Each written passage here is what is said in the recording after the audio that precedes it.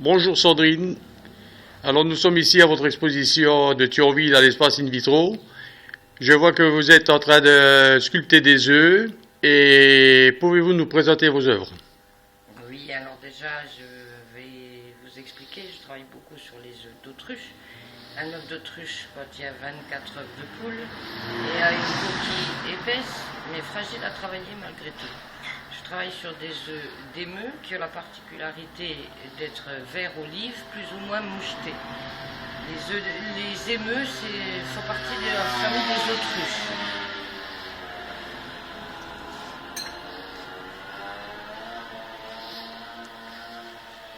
Alors sur le travail, j'ai différentes techniques. Si on prend l'œuf du Bouddha, donc j'ai créé un Bouddha dessus et je voulais quelque chose qui correspondait avec. Je me suis un petit peu informée sur internet, j'ai découvert que les forêts de salles, nous on a les forêts de sapins, on a disons des forêts de salles. L'histoire au fait c'est qu'un Bouddha serait né dans une forêt de salles, un autre Bouddha serait allé se laisser mourir dans une forêt de salles pour libérer son esprit. Il l'a retrouvé recouvert des pétales de la fleur de salle. Voilà pourquoi la fleur associée au Bouddha. C'est un travail uniquement sculpté. Ensuite teinté à l'encre de Chine et recouvert d'un vernis de protection. Il faut savoir que je reçois les œufs vides, que à chaque finition des coupes, je dois enlever à l'intérieur des œufs la peau. À l'aide de brosse à dents, de pince à épiler, je mets d'eau de javel qui ramollit la peau. J'enlève le maximum que possible. Mais si vous regardez à l'intérieur, il y a des taches brunâtres tout au fond. Ce sont des restes de peau qui partiront avec le temps mais qui abîmeront nullement rien mon œuf. Êtes-vous nombreux à faire cette sculpture d'œufs dans la région? Dans la région, je me suis renseignée auprès d'un office du tourisme. Il faut aller derrière Nancy pour trouver un autre sculpteur sur œuf. Ça fait aux alentours de 50 km de tour d'où j'habite. On ne trouve pas de sculpteur d'œufs. On peut trouver des peintres sur œufs, mais pas de la sculpture. Et vous achetez vos œufs comment? J'achète mes œufs dans un élevage privé qui m'envoie les œufs par la poste. Alors il faut savoir que je les reçois très très protégés et que s'il y a de la casse pendant le transport, ils ne sont pas assurés. Pouvez-vous expliquer l'œuf noir que vous avez sur la table découpé là?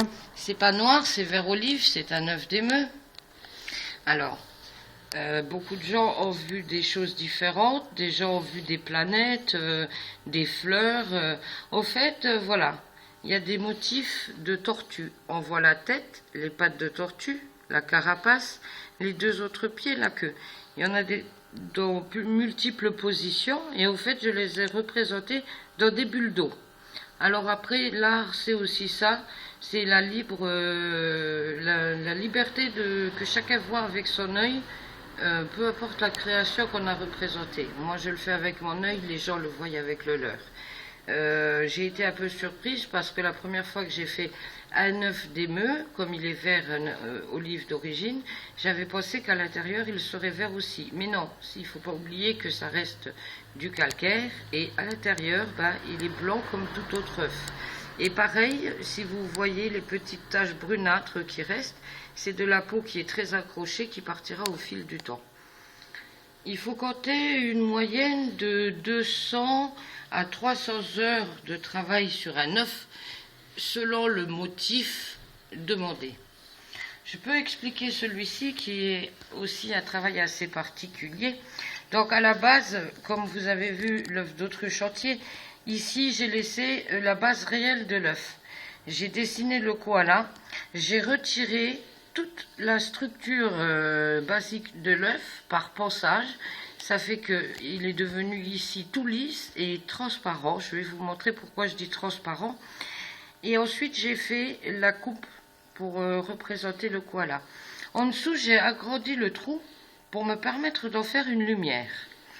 Alors, si tu veux, on peut aller dans le noir, tu l'auras. Voilà pourquoi je parlais de lumière. Voilà le résultat du koala allumé plus ou moins dans le noir. Donc on voit bien, c'est une lumière de 4 couleurs qui change en permanence. Alors là, vous voyez le koala de face. Maintenant, je vais vous montrer ce que ça peut donner comme reflet sur votre mur à la maison. Donc je vous ai montré la face du koala. Voilà l'arrière de l'œuf. Vous voyez que ça fait une transparence comme je l'avais expliqué, avec les petites taches que vous voyez. Les petites taches, ce sont les peaux qui ne sont pas encore tombées. Il faut savoir que quand on l'allume dans une pièce, le noir, dans le noir, on a le koala qui va venir se refléter contre un mur. Là, c'est dommage que je ne peux pas le montrer, mais il se reflète contre un mur. Voilà. Voilà pour le koala et la lumière.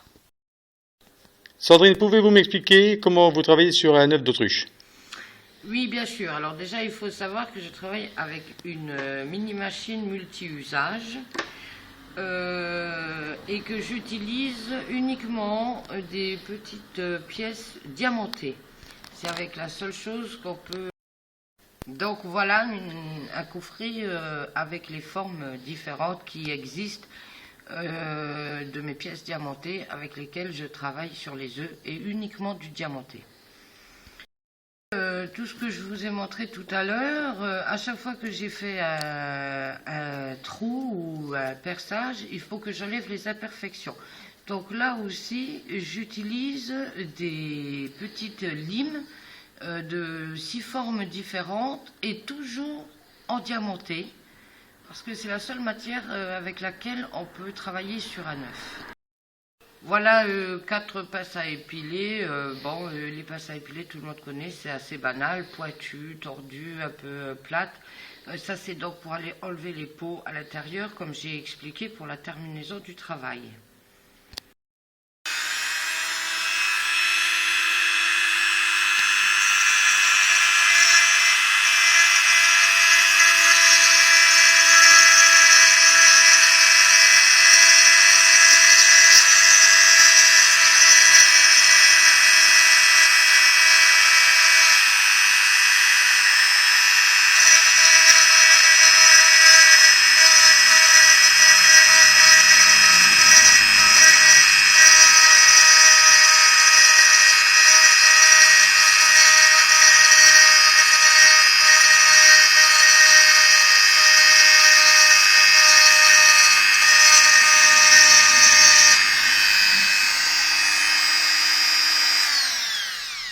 Pour terminer l'explication, il faut savoir que je me base toujours sur un modèle, sans faire de copie bien entendu, et je travaille multiples modèles différents. À la base, je dessine tout au crayon de papier. Ensuite, j'utilise une des plus pointues pièces diamantées que je possède pour retracer tout le crayon de papier que j'ai fait. Et ensuite seulement, je commence le travail. Bon, ici, je dois commencer par un gratté pour faire des coupes par la suite. Mais simplement, je retrace tout pour éviter d'effacer le crayon de papier, puisqu'il faut 200 à 300 heures pour créer l'œuf, et qu'à force de le travailler, tout s'efface. Donc voilà pourquoi je trace tout. Alors là, nous sommes maintenant aux tables où tous les sujets en bois sont présents. Pouvez-vous nous expliquer un petit peu en quoi consiste cette fabrication? Oui, il y a divers travaux présentés sur la table. Donc on va commencer par une technique qui s'appelle l'intarsia, qui vient d'Amérique.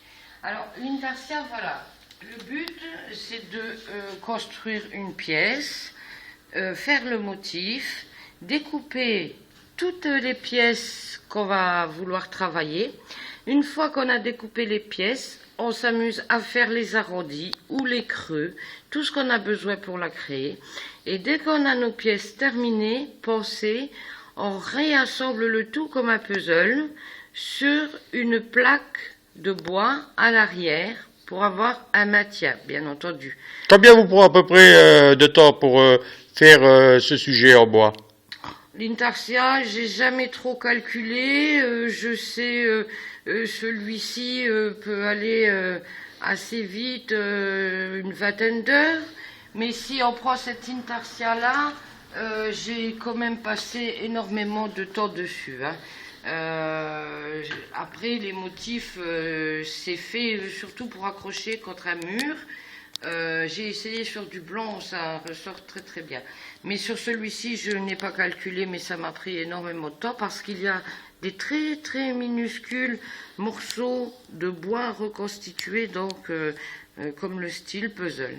Donc vous découpez tout, vous pensez vos formes, vous rassemblez tout. Il faut savoir qu'au rassemblage, parfois, bien sûr, il faut faire des arrondis plus profonds ou transformer un peu les pièces puisqu'elles ne correspondent plus forcément vis-à-vis du ponçage que vous aurez créé. Et ensuite, tous les petits tracés ici que l'on peut voir à l'intérieur ont été créés par des petites gouges. Donc pour le travail de l'intarsia, maintenant je vais vous présenter un travail réalisé à la scie chantournée. Alors la scie chantournée, c'est une scie qui a une lame, qui est un peu le principe de la machine à coudre, qui monte, qui descend, qui monte, qui descend. Alors j'ai constitué cette boîte à musique qui m'a pris environ 200 heures, 250 heures de travail. Donc je vais déjà vous montrer qu'elle fonctionne, bien entendu. Voilà. Donc il faut s'imaginer que pour chaque petit trou que vous voyez, on fait un mini trou comme dans la fleur. On va passer la lame dans le premier petit trou, fermer, réattacher la lame à la machine, faire la coupe, redémonter la lame, passer dans le trou d'à côté, faire la coupe, etc., etc. Donc, vous imaginez, ne serait-ce que sur le petit plateau, j'ai pas compté combien de trous il y a, mais ça demande un travail assez minutieux et lent. Mais je suis très satisfait toujours de ces résultats extraordinaires dans lesquels on peut faire et réaliser avec du bois. Alors, je vais vous montrer qu'avec la machine à scie chantournée, on a une multitude de possibilités de travailler. Voilà, si on regarde ce petit on va s'apercevoir que le bois est tressé. Bien sûr, c'est un effet d'optique, une petite astuce que nous faisons par superposition des plaques après les coupes. Alors, je vais vous montrer des formes très différentes qu'on peut donc réaliser, toujours dans la même technique, pour donner un effet d'optique de tressage. Alors, vous allez voir que c'est très très varié comme effet d'optique.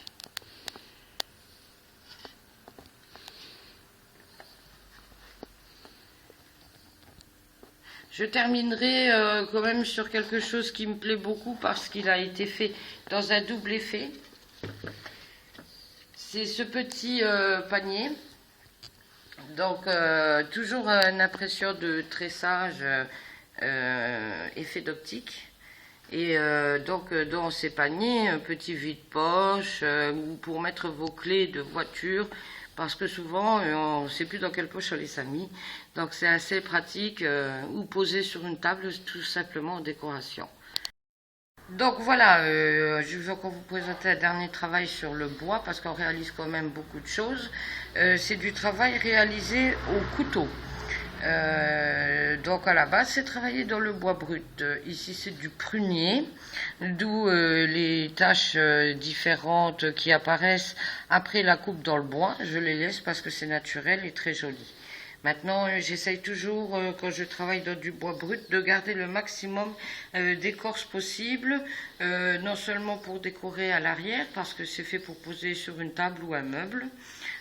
Donc voilà, ça c'est vraiment travaillé au couteau. Donc, comme le précédent sujet, celui-ci est créé aussi au couteau. À savoir que le couteau, c'est pas évident. Donc, quand je dis couteau, c'est vraiment des couteaux de sculpture ajoutés avec des gouges. Et à savoir que suivant le bois, c'est très très dur à travailler, à constituer. Bon, le but, c'est d'avoir le maximum de 3D possible. Voilà, pour le travail sur bois. Je pourrais en parler pendant des heures, mais j'aimerais plutôt que vous veniez le voir en réalité dans nos expositions. Quand même, je voudrais quand même vous parler un petit peu des signes du zodiaque, toujours réalisés avec la scie en tournée. Donc c'est une plaque sur laquelle on découpe le motif de la même façon que je vous l'ai expliqué tout à l'heure et qu'on repose sur une autre plaque puis qu'on pose sur un socle, parce que 12 signes, tous différents, tous originaux, voilà pourquoi j'aimerais quand même vous les présenter sur ce petit reportage. Donc ici, sur les murs, on peut découvrir une multitude de toiles différentes qui sont travaillées à l'acrylique par moi-même. Donc l'acrylique me permet une multitude et une diversité de techniques dont je ne me lasse pas. En plus, je suis diversifiée, je n'ai aucun sujet tabou. On peut voir que je peins des choses très très différentes avec des techniques un peu particulières comme celle-ci qui est une toile que j'ai recouverte de lamelles de lin pour avoir l'effet escalier, et puis après à moi de trouver l'imagination de quoi faire sur la particularité de cette œuvre. Alors voilà une toile un peu particulière qui s'appelle les Gogodala. Il faut savoir que la tribu de Gogodala existe. Cette toile représente au fait 4 personnages qui portent des chapeaux créés à base de boue et d'herbe qu'ils se collent sur la tête suite à un mariage. Ils attendent que leurs cheveux dépassent le chapeau, puis ils les colorent pour chasser le mauvais esprit et s'en vont en guerre. Alors, c'est vrai que c'est des thèmes que les gens ne connaissent pas bien, mais souvent, quand je crée une toile, elle a une histoire réelle.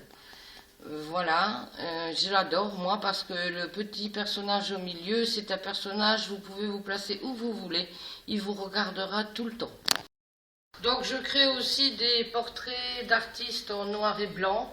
Je constate que les gens aiment beaucoup. Déjà, moi, j'essaye à faire un maximum de célébrités. C'est vrai que souvent je choisis des célébrités anciennes décédées ou des célébrités comme André Rieu qui ont une âme et un cœur particulier.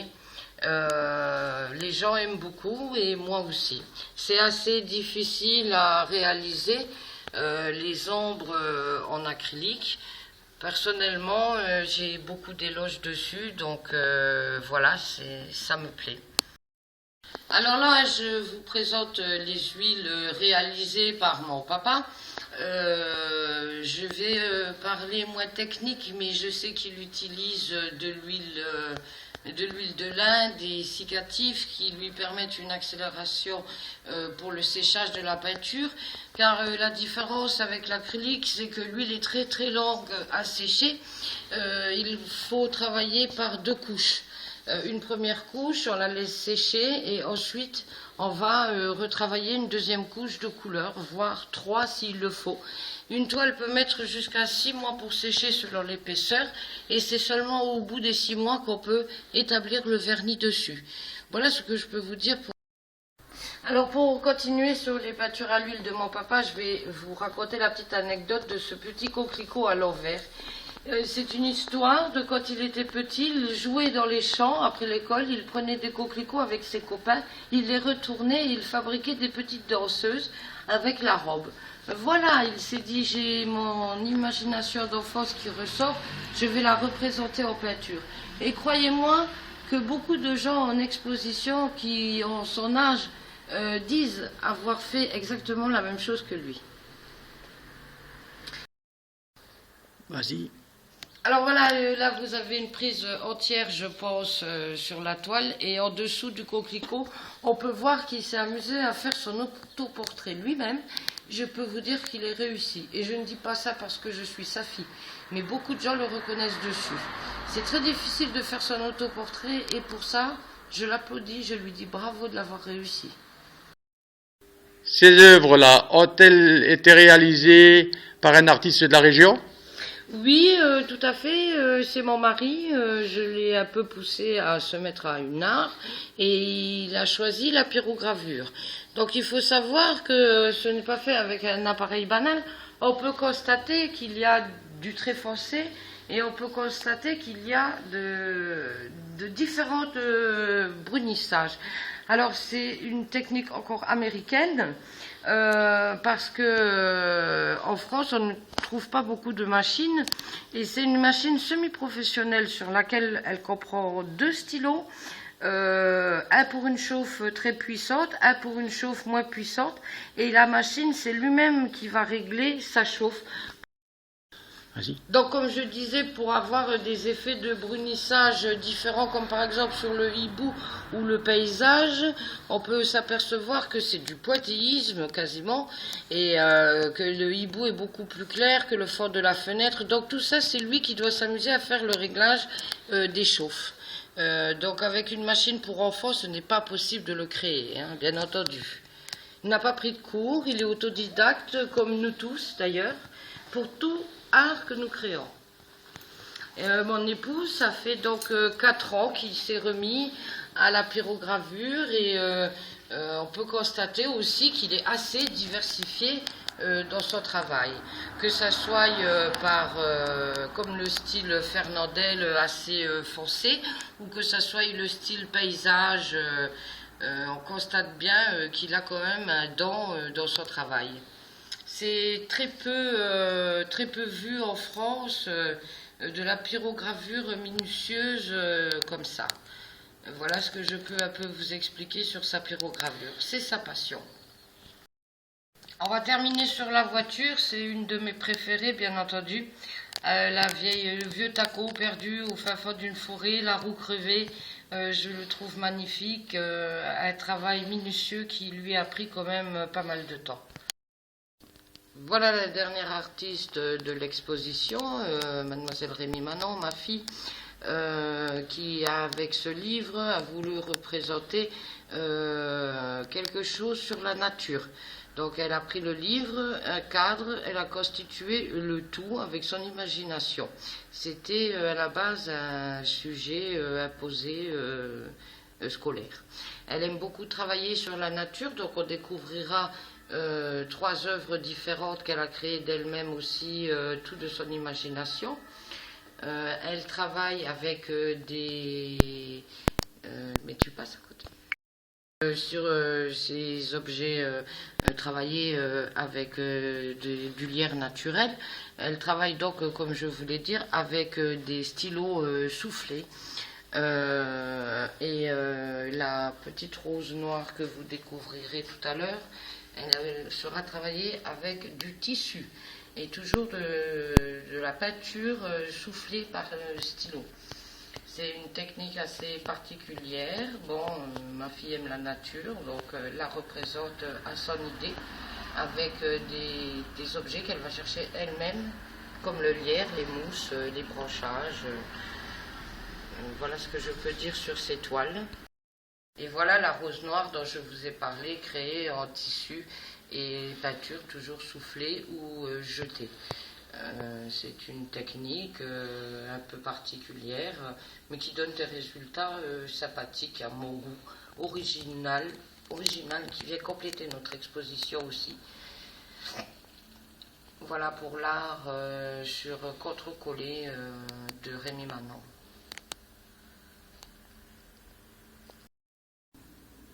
Ici, on découvre de la vitrine un collier en nacre noire de Polynésie avec un motif celtique, la pince à cheveux qui complète la gamme, nacre noire de Polynésie aussi, les cabochons bleus au milieu, c'est de la ballonne palo, c'est aussi un coquillage de Polynésie, et on complète sa gamme avec les boucles d'oreilles. Donc elle a choisi motif celtique, elle a travaillé 2 ans sur le projet, elle a créé toute la maquette du bijou, et ensuite elle a travaillé avec le dernier nacrier de France qui a bien voulu lui la faire en réel. Il est de Bourgogne et le collier est tenu par un tressage de cuir très fin que ma fille a réalisé aussi. C'est un travail qui lui a pris quand même 2 ans parce qu'il y a eu un écrit, c'était son sujet de bac, il y a eu un écrit sur une année, une maquette sur la deuxième année avec la construction finale. Et je vais vous présenter aussi un petit livre qu'elle a réalisé dans un parc qui se trouve à Nilvange, avec lequel elle aura fait sa présentation orale pour ce sujet. Donc voilà, on constatera que quand même le projet des 3 objets porte un nom qu'elle a créé, Celtica, comme vous le découvrez sur la couverture de son petit prospectus. Tout créé par elle, donc voilà. Elle a pris du nacre pour réaliser le fond. Un mannequin que vous découvrirez, jeune mannequin que vous découvrirez à l'intérieur, qui l'a aidé pour ce projet, ainsi qu'une photographe. Voilà le jeune mannequin avec la parure complète présentée dans la nature, puisque le but c'était de rester dans le celtique.